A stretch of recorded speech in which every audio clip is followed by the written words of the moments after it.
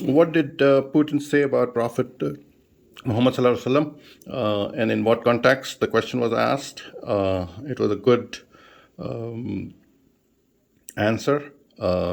He must have read and heard about it. He seemed to be very knowledgeable, and he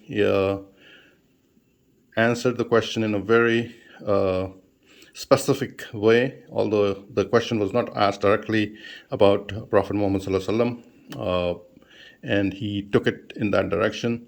And I think it was very intentional on his part. Listen to what he says and listen to the question also, and make your own judgment. Thank you.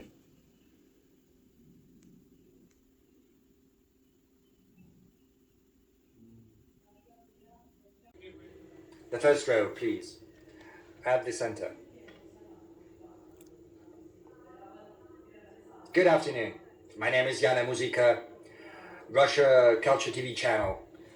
Mr. President, we see a growing number of administrative and criminal cases involving accusations of extremism, propaganda, or insulting someone's feelings, performances, concerts, books can be subject to these investigations, and even citizens who put anything on their profile. So where does this line stand between insulting someone else's feeling and the right of an artist to self-expression? You said placing photographs and also the rights of an artist. If you place a photo of Hitler or Gimler on the website of the Immortal Regiment, is this about exercising your right to self-expression? Let us have a long look at that. Yes, we need to ensure freedom of creativity and freedom in general, because without freedom we won't be able to move forward. We'd be in for a very bleak future, a very dim future devoid of any prospects if we had no freedom. But we need to understand that this freedom can, at a certain point, run counter to the objectives we are pursuing. And this conflict emerges when this freedom clashes with the freedom of other people. You represent the media culture as a very good Russian TV channel.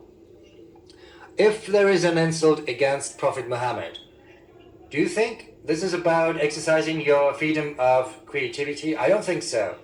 I think it's an infringement of the freedom of religion. This is also an insult to the sacred feelings of people who profess Islam. Moreover, it brings about even more acute extremist sentiments. You remember those people who went into the office of the newspaper and they simply shot everyone. It was terrible. So freedom has to stem from inside, and it is to involve respect for everyone. You need to think about who your actions can affect.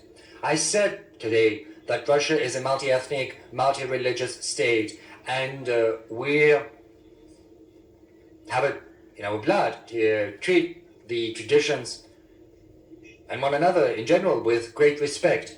And this is a very good groundwork that allows Russia to exist as a multinational, multi-ethnic state.